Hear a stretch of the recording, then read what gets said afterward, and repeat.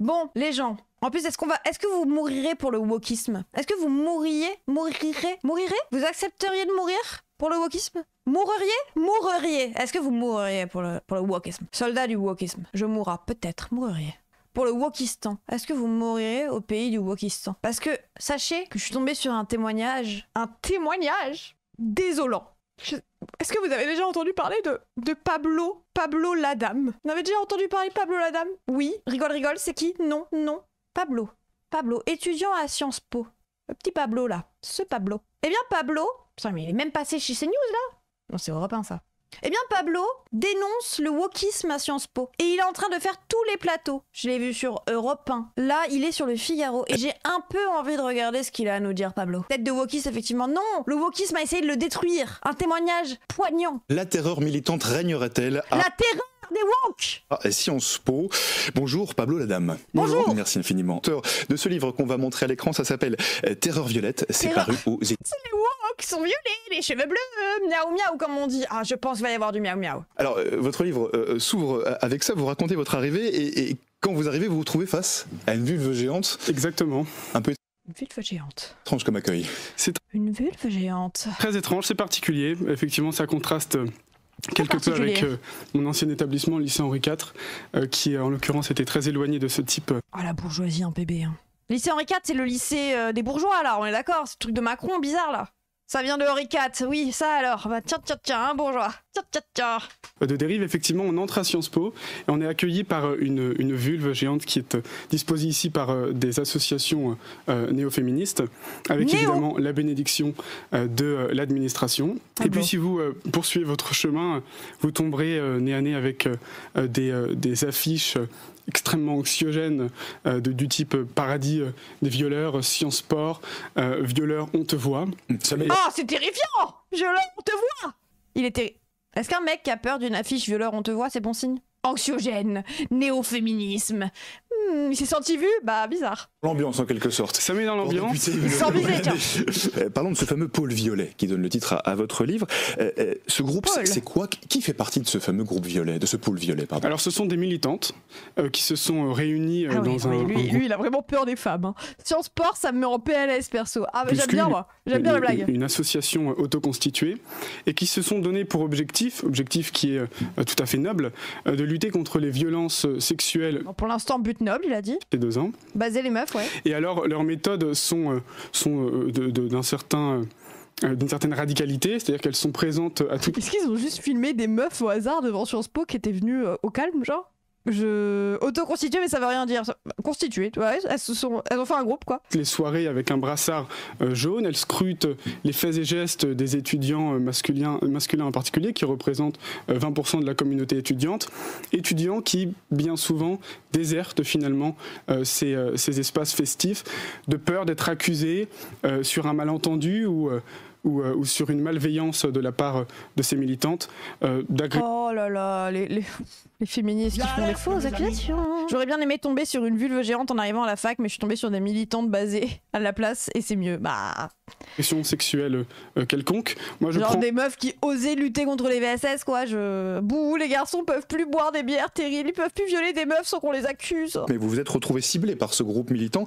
Alors à la suite, ça paraît un peu improbable, mais à la suite d'un concours d'éloquence, d'un texte d'ailleurs que vous mettez à la dernière page de votre livre. À ce propos, vous dites son mauvais jeu de mots, c'est un cas d'école en fait. C'est un cas d'école, exactement. Bah, c'est un cas d'école, il a violé une meuf, ouais. C'est représentatif de ce qu'est la cancel culture, cette volonté d'imposer une doxa idéologique qui confisque finalement la culture, la littérature.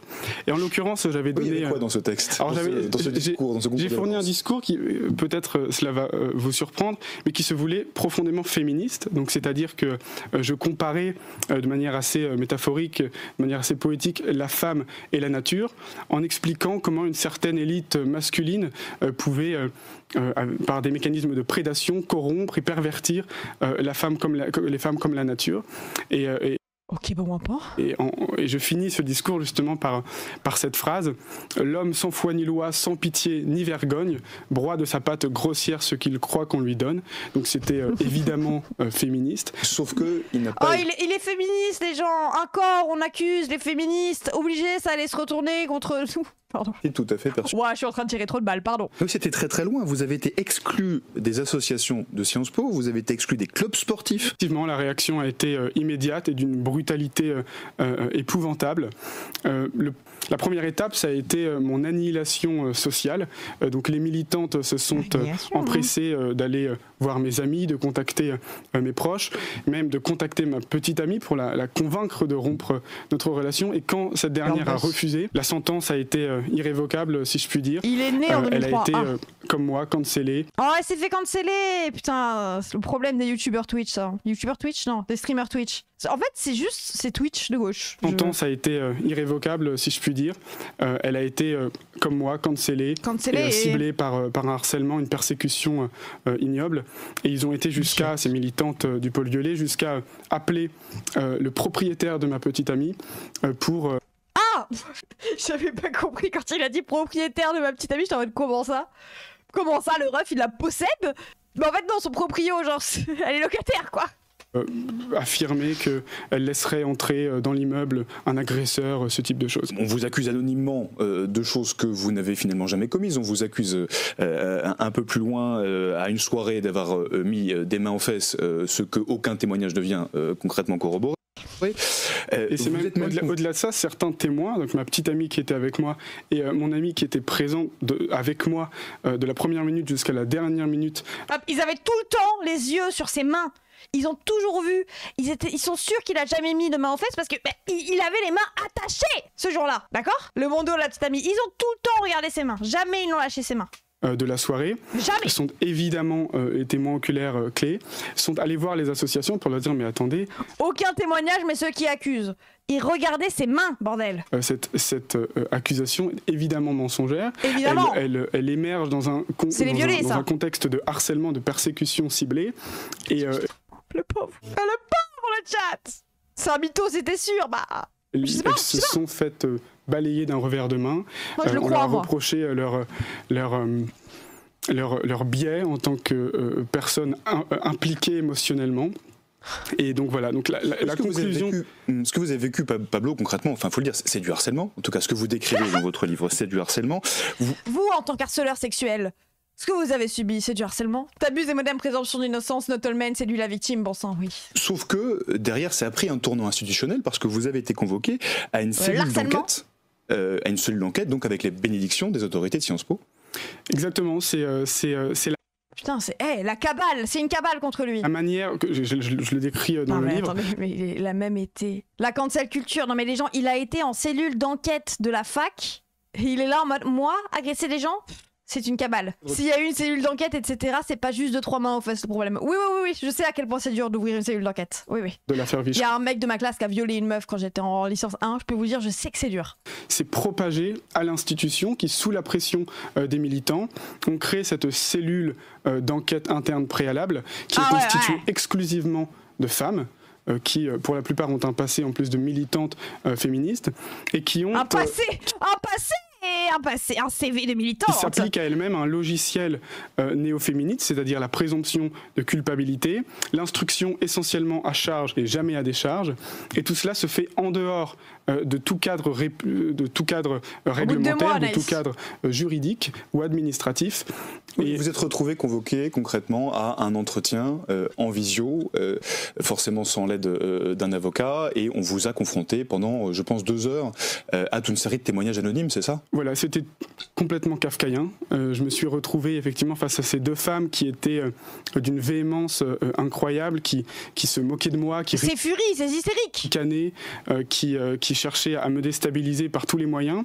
Et il faut savoir qu'elles ne vous indiquent pas vos droits, bien évidemment. Quand vous leur demandez le motif de la... Elles lui ont pas dit FBI, les mains en l'air, vous avez le droit de garder le silence, je vais vous lire vos droits. Convocation, elle ne vous le donne pas. Donc leur objectif est que vous soyez seul, que vous soyez vulnérable et que vous n'ayez aucun moyen de vous défendre face à des accusations qui pour la plupart sont anonymes, qui émergent de plateformes en ligne de délation. Voilà. Donc, elle est méchante féministe. La conclusion, c'est qu'en 2 clics, en quelques secondes... Docteur Zoé, tu as du sang sang sur les mains.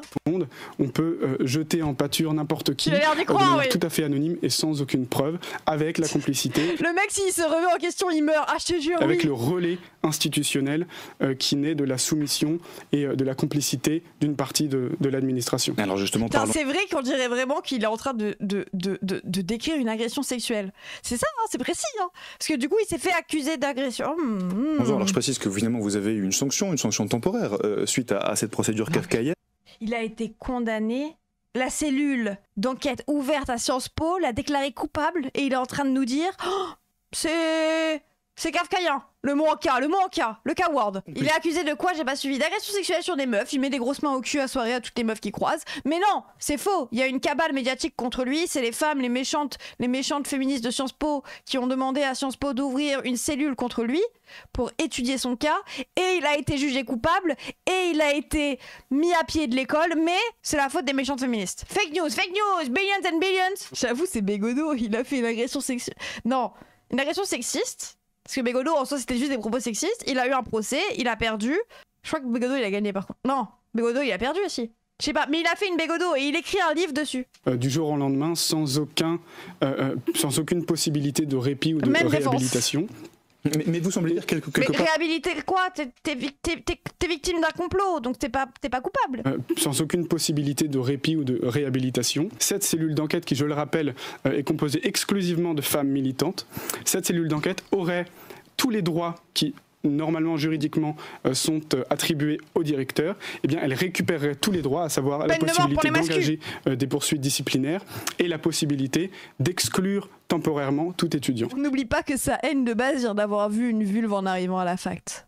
Les gens, il y a un complot, juge rouge, Staline, les 1000 millions de morts du communisme, les néo-féministes, les femmes, agression sexuelle, violeur on te voit, pas bien. Contre lui, vous vous rendez pas compte? Kafkaïen. Ce qui vous arrivait à vous, donc subir concrètement un harcèlement, subir une procédure qui n'était absolument pas juste, qui aboutit finalement à une exclusion temporaire. Et on pourrait se dire que tout ça, ça ne concerne que vous, que c'est un peu un cas isolé, sauf qu'à la fin de votre livre, vous ajoutez d'autres témoignages, des témoignages qui sont anonymes d'ailleurs, je le précise. Vous avez Timothée, donc un faux nom. Timothée Chalamet lui-même. Qui vous dit « Prends Kafka, c'est ma vie ». Vous prenez Vadim, qui vous dit qu'il a été harcelé, frappé, menacé de mort. Par les femmes. Alors oui, le cas... Vadim est particulier parce que c'est la preuve au fond, par l'exemple, que des femmes peuvent se montrer violentes, peuvent faire preuve de violence à l'égard de leur conjoint. Donc il faut les remettre dans la cuisine en fait. Ils se font Kafka dessus. Franchement, si vous voulez être encore plus dégoûté, allez dans une librairie, feuilleter quelques pages, vous comprendrez encore plus il est full coupable. Putain, mais on peut dans une librairie avoir son truc de Sciences Po? J'aimerais bien en vrai, mais bon. Du parti Renaissance. C'est peut-être mon péché originel en réalité, mes opinions politiques qui effectivement ont fait émerger une certaine haine de la part de beaucoup de militants de Sciences Po, oui. Pas prévu de publier ce livre au départ quand je l'ai écrit pour des raisons personnelles, parce que ça me faisait du bien d'écrire, c'était presque thérapeutique. Pablo. Donc c'est né d'une nécessité. Et quand j'ai vu l'ampleur du phénomène, quand j'ai vu la détresse psychologique des étudiants persécutés les pauvres hommes. Ça a l'air si dur d'être un homme. Cet acharnement, j'ai considéré que c'était... L'acharnement des femmes contre les hommes. La société matriarcale qui est Sciences Po. Mon devoir, que c'était une forme d'utilité publique que de dénoncer ces dérives. J'ai conscience des risques que cela va faire peser sur moi, sur ma famille et sur mes proches. Sur votre carrière, concrètement. Et peut-être même sur ma carrière. Sa carrière. Mais sa carrière de vie d'homme. Dans leur détresse. Et qu'est-ce que vous avez eu comme retour depuis la publication de votre livre?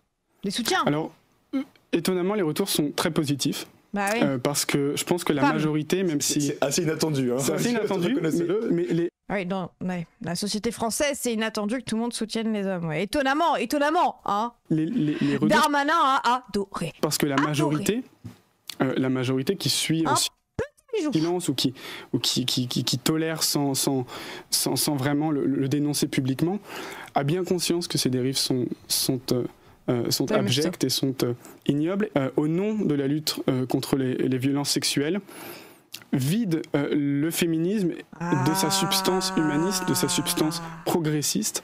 Et, vous connaissez le message typique des personnes accusées de violences sexistes et sexuelles? Il y a un chapitre, dans leurs vidéos excuses, fond blanc, musique triste, il y a un chapitre où ils disent « Mais moi je crois les femmes ». Il ne faut pas que le fait que dans ce cas-là, ce soit un mensonge, vous fasse croire que les autres femmes, c'est des mensonges. Je soutiens le féminisme, mais là, c'est faux. Mais de base, je soutiens le féminisme. Les autres femmes ne mentent pas, celle-là, elle ment. C'est lui le progressiste en fait. Bah ouais, les gens. Lui de base, c'est un vrai féministe. Les vrais féministes sont lui là. Et les meufs qui disent féministes, c'est des anti-féministes. Allez hop, envoyez tweet. Fonctionne aussi en live, exactement. Exact. Vraiment. Attendez, parce que moi je vais un peu voir ce qu'il a dit. Juste un tout petit peu à Europe 1. Europe 1 soir. 19h. Vous racontez m'a fait penser à la révolution culturelle en Chine et aux petits gardes rouges. C'est-à-dire penser à la révolution culturelle en Chine et aux petits gardes rouges. C'est-à-dire vraiment des personnes qui sont là pour essayer de détruire socialement ou universitairement un étudiant qui n'est pas dans la Pour moi, c'est le Jean Moulin des temps modernes. ligne, qui a peut-être fait un peu de second degré dans son discours. Et le second degré, de nos jours... C'est-à-dire qu'à une époque, il y avait de l'intelligence à Sciences Po. Oui. Mais je vous admire parce que c'est vrai que c'est très compliqué de tenir dans une école une fois que vous êtes ainsi visé. C'est une forme de harcèlement, hein, comme on peut trouver au lycée, sauf que là, c'est un petit peu plus élaboré. On trouve des raisons idéologiques, mais c'est extrêmement violent et je suis d'accord avec vous parce que pour diverses raisons, je l'ai constaté, le corps enseignant et le pauvre bébé. la direction. Non mais regardez-le, le pauvre Pablo. Il est cancel de partout. Personne ne le laisse parler.